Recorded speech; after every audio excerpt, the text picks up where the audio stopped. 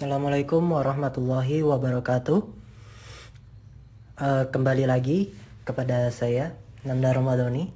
Kali ini saya pengen share tentang review tugas saya di mata kuliah Sistem Kontrol Cerdas, yaitu tentang jaringan saraf tiruan.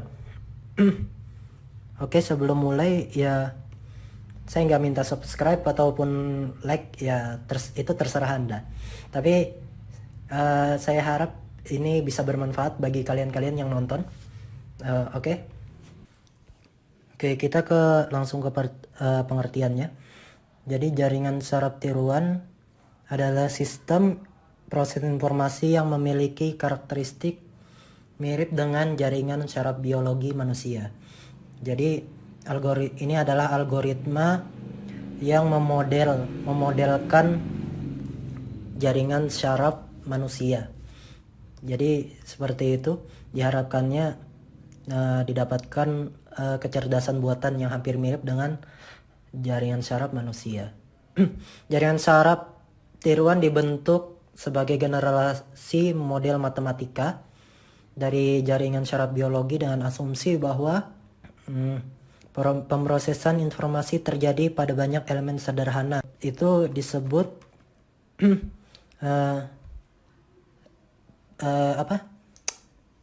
nilai yang telah ditransformasi dari input. Jadi nilainya itu disebut bobot. Untuk menentukan output, setiap neuron menggunakan fungsi aktivasi, biasanya bukan fungsi linear, yang dikenakan pada jumlahan input yang diterima. Besarnya output ini selanjutnya dibandingkan dengan suatu batas ambang. Jadi jaringan saraf tiruan ditentukan oleh 3 hal. Yang pertama, pola hubungan antar neuron, yaitu sambungan-sambungannya itu seperti apa, itu disebut arsitektur jaringan saraf tiruannya. Kemudian yang kedua, metode pembelajarannya. Metode pembelajaran itu ya nanti perhitungan setiap bobotnya masuk ke neuronnya, itu metodenya itu banyak. Nanti saya sebutkan nanti.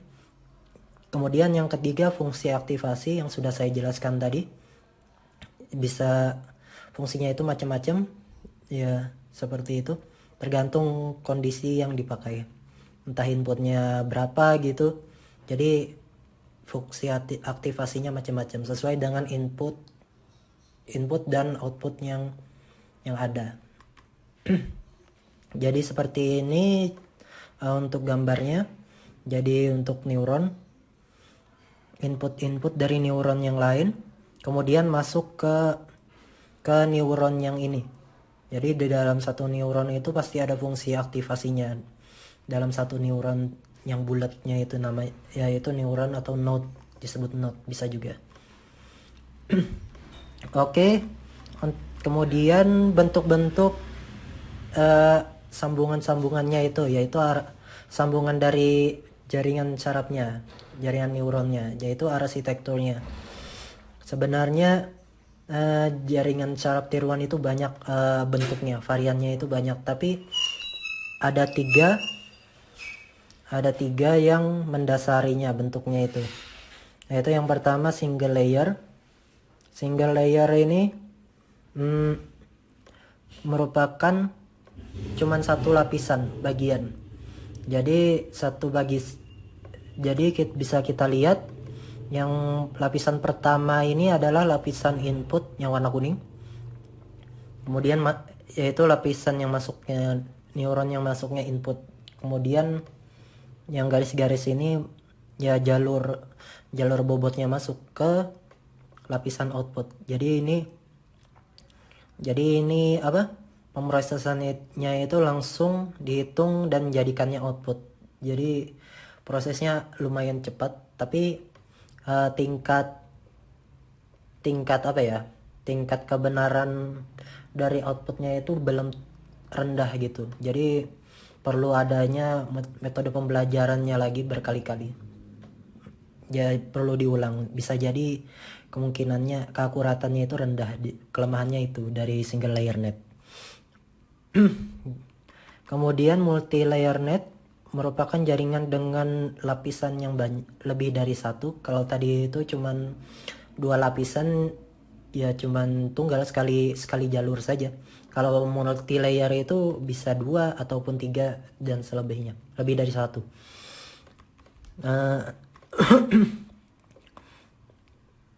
Oke, jadi ini gambarnya. Nah, jadi lapisannya itu yang dilewatinya itu merupakan bisa disebut dengan hidden layer atau lapisan tersembunyi. Nah, jadi ini tingkat kompleksnya itu tinggi, namun keakuratan dari hasil outputnya itu bakal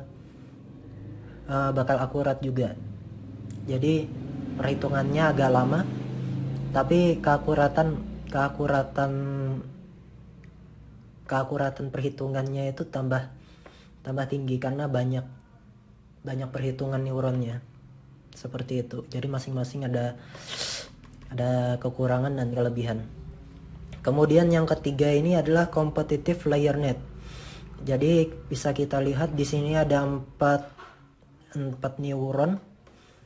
Ya, tadi itu bisa kalau multi layer sama single layer itu berlapis-lapis. Tapi kalau competitive layer ini cuma 1 lapis, tapi antar layer seperti gambar. Jadi jadi salah satu dari neuron ini,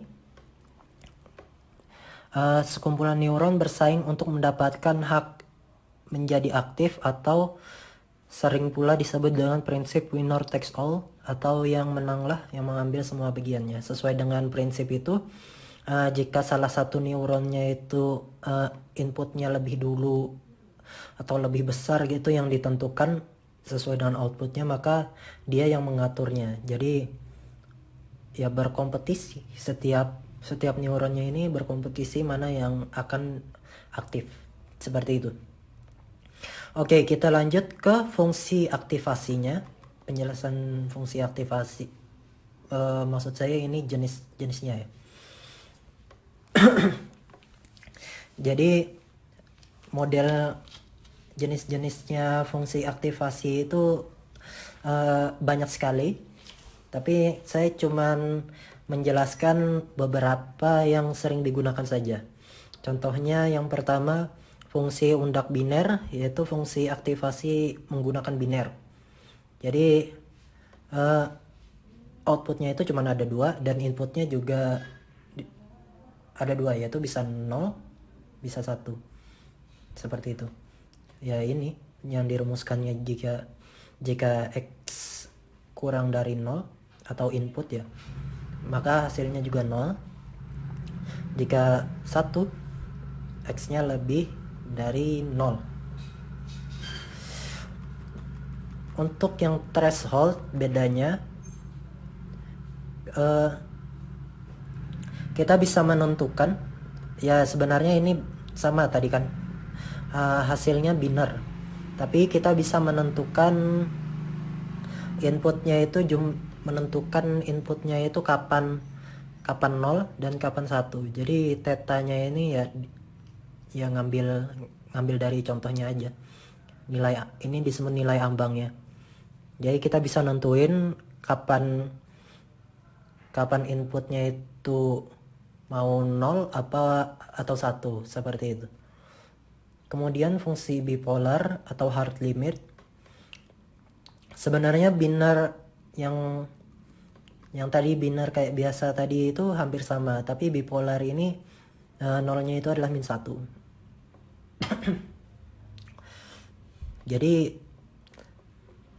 jadi nggak ada bedanya sih, cuman penambahan -1 aja. Tapi 0, jadi 0 itu bisa dikatakan 0 juga nilainya, seperti itu. Jadi hampir sama gitu. Jadi saya nggak terlalu menjelaskan terlalu banyak. Begitu pula dengan bipolar threshold.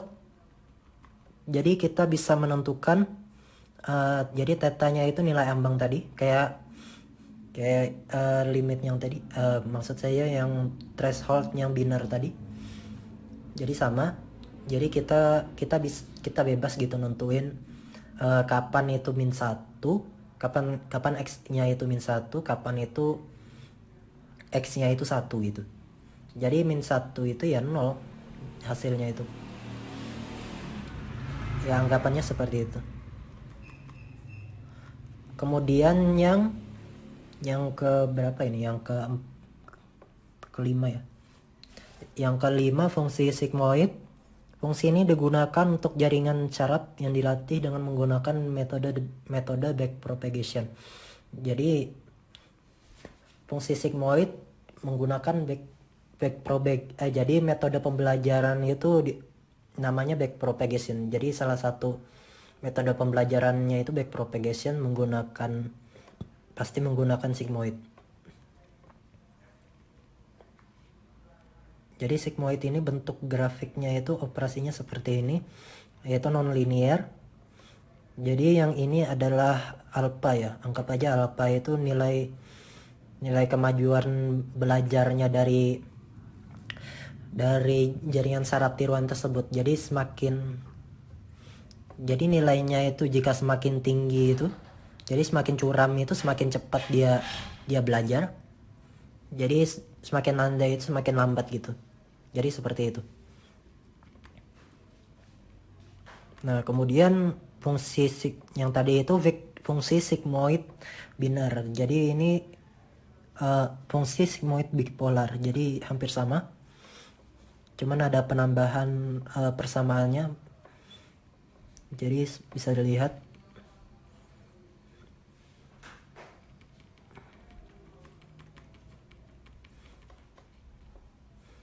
Nah, jadi hampir sama juga.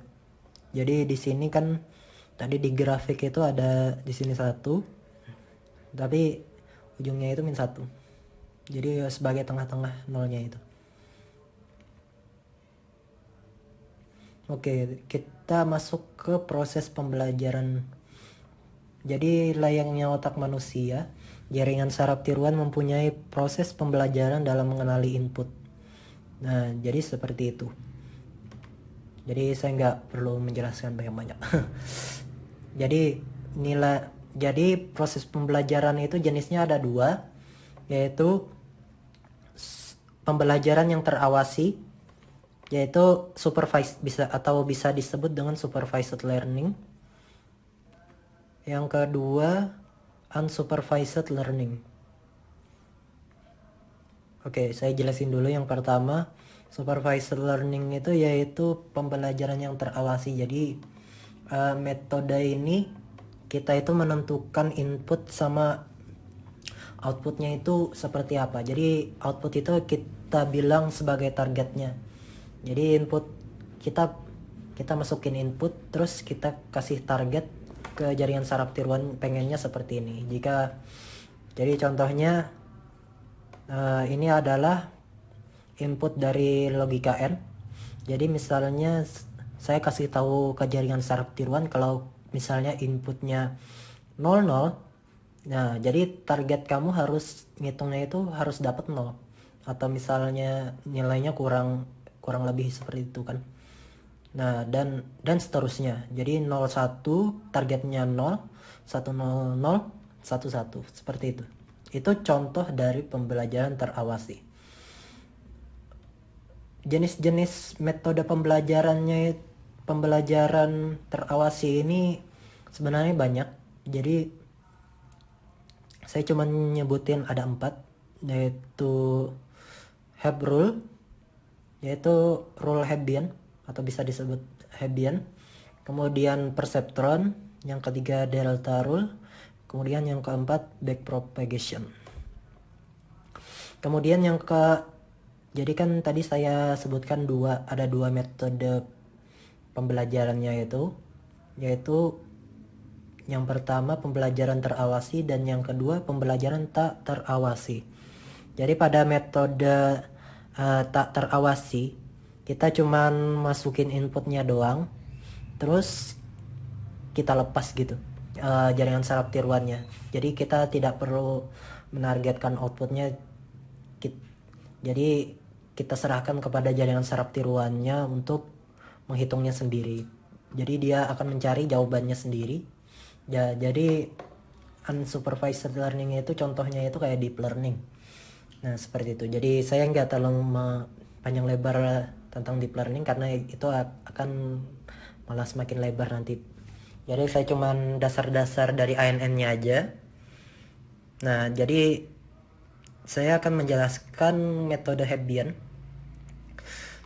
Jadi Hebbian ini adalah pengembangan dari metode McCulloch-Pitts. Jadi ya sebenarnya hampir sama metodenya, cara berhitungannya sama. Tapi bedanya dengan metode Hebbian ini dia menggunakan bias. Bias itu ya gimana bilangnya? Biasnya itu supaya angka bebannya itu tidak nol. Jadi seperti itu. Jadi pasti nilainya itu nilai bias itu 1. Oke, jadi ini adalah persamaannya untuk WI baru sama dengan untuk perhitungannya ya. WI baru sama dengan WI lama ditambah XI dikali Y. Dengan keterangan ya seperti ini. WI bobot dari input ke I. XI itu input data ke I, kemudian Y adalah output data atau target.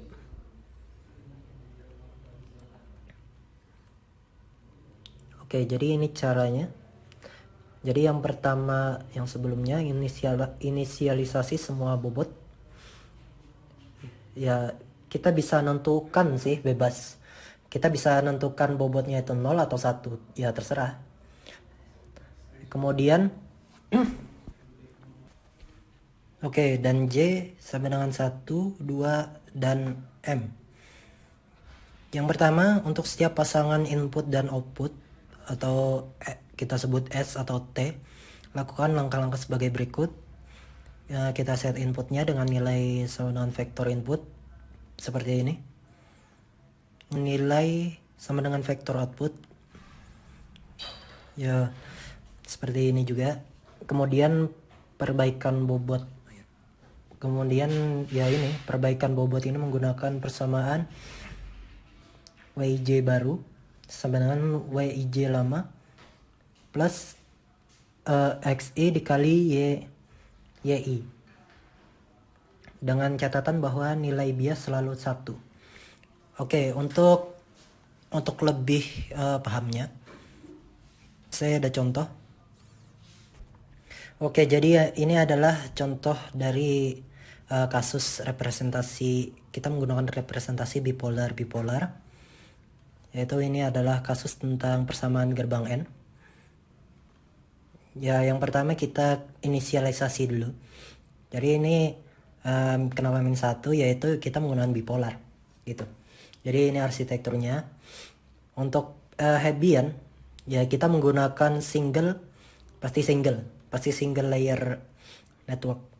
Jadi arsitekturnya untuk Hebbian pasti single, karena perhitungannya juga mudah. Maksudnya simple, cuman 2 input, targetnya 1. Jadi seperti itu. Di sini jadi yang ketiga ini adalah bias. Jadi seperti yang saya bilang tadi, digunakan untuk membackup nilainya supaya tidak nol. Jadi seperti itu. Kemudian setelah itu kami bikin tabel. Yang kedua ini adalah perubahan bobotnya setelah ya perhitungan yang ini.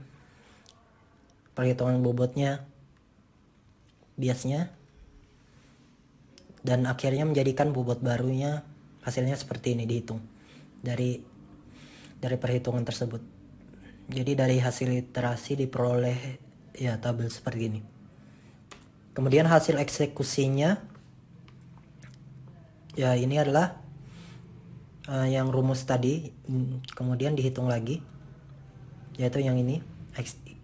Netnya itu sama dengan XI sigma XI kali WI plus bias.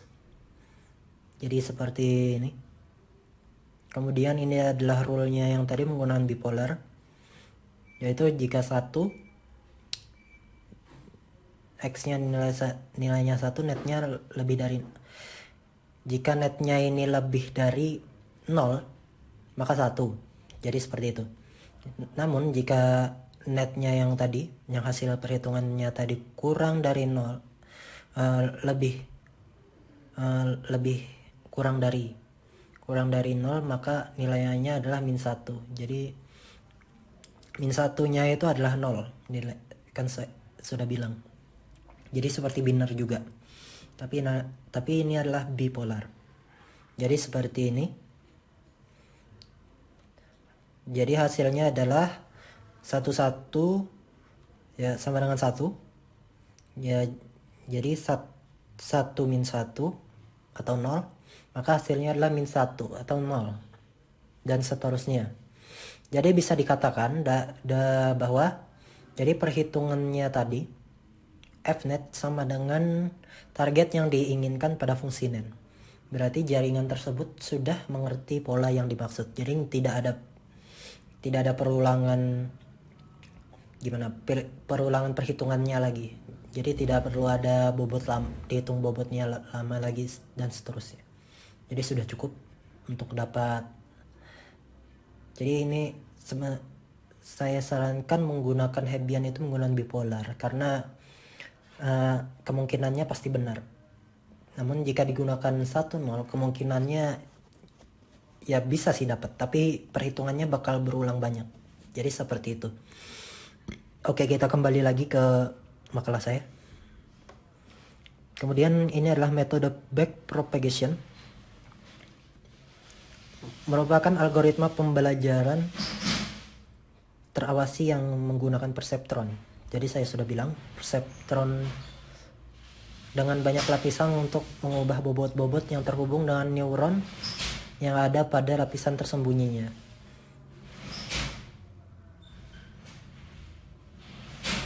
Jadi dalam backpropagation, fungsi aktivasi yang dipakai adalah sigmoid, dan ini adalah arsitekturnya yaitu multi layer. Jadi yang Hebbian tadi itu single, sedangkan metode yang pembelajarannya backpropagation itu pada multi layer. Jadi seperti itu. Jadi alur pembikinan algoritmanya yaitu inisialisasi bobot yang seperti tadi. Kemudian tahap yang pertama yaitu pasti feed forward, di mana ya kita akan menjalankan dulu proses perhitungan dari input layer ke hidden layer. Jadi seperti ini, yang A sesuai yang saya sampaikan di A ini. Kemudian yang B, jadi ini ada rumusnya, tapi saya copy paste, tapi hasilnya seperti ini.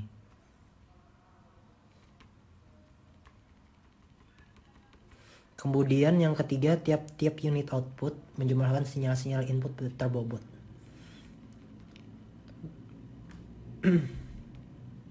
Jadi setelah dijumlahkan, maka dilakukanlah backpropagation. Jadi tiap unit pola yang berhubungan menggunakan, jadi backpropagation itu ada persamaan errornya, yaitu ini. Perhitungan errornya sama dengan target K dikurang YK. Kemudian FY INK.